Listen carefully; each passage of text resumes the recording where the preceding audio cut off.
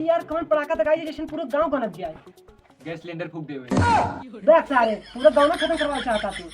मैं तो इधर तक आया कि अरे कौन ढंग से सोचा दुआ हां कल धनतेरस है जाए के बढ़िया कुची ले ले हा ठीक बा ठीक है। और एक स्टील के बर्तन ले लिया कौनो क्या रुपये में आ जाए 1000 में आ जाए। अच्छा ले जल्दी से लेके आया ठीक है बाबू।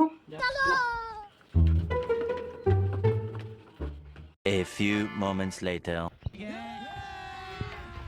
बाबू ए बाबू हां भैया जवान सामान मंगा रहा है क्या गे लाओ दे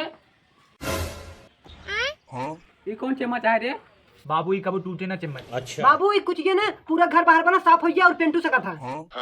रुको जरा करे तो दाढ़ी बनवाई वाली कुची है